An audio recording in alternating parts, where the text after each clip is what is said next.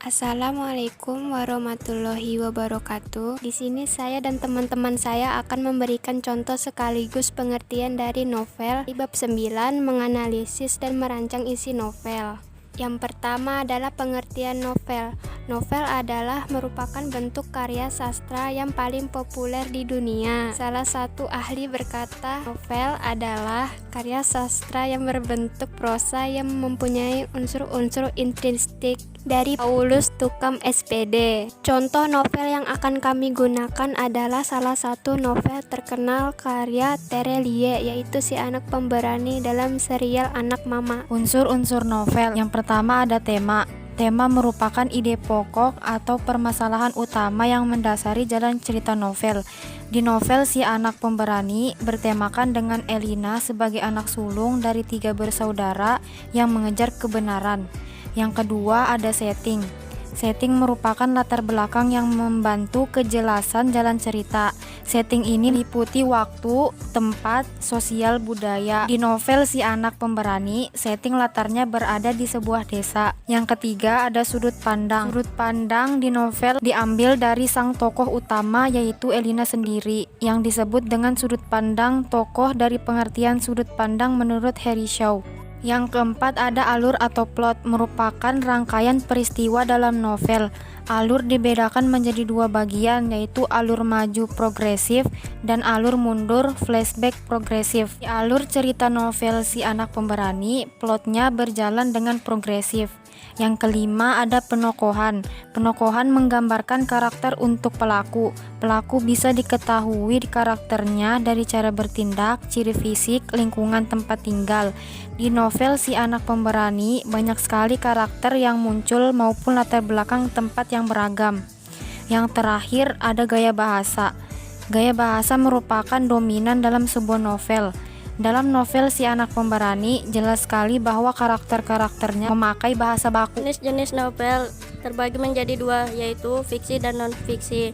Novel fiksi merupakan jenis novel yang tidak nyata atau tidak ada kejadian di dunia. 2. Novel non-fiksi, yaitu jenis novel dari kisah nyata dan dapat dibuktikan secara ilmiah. Novel Si Anak Pemberani adalah jenis novel fiksi yang berlatar di Indonesia. Berdasarkan genre cerita ada 5. 1. Novel romantis. 2. Novel horor atau menyeramkan. 3. Novel misteri. 4. Novel komedi. 5. Novel inspiratif. Novel Si Anak Pemberani memiliki genre cerita inspiratif karena banyak pesan yang terkandung di dalamnya sebagai bekal hidup. Berdasarkan isi dan tokoh ada 4. Pertama, novel teen lead, yaitu novel yang berisi tentang kisah cinta remaja. 2. Novel chick lit, yaitu jenis novel yang menceritakan kisah seorang perempuan muda dengan berbagai permasalahannya. 3. Novel song lead, yaitu jenis novel yang dikarang berdasarkan cerita dari sebuah lagu.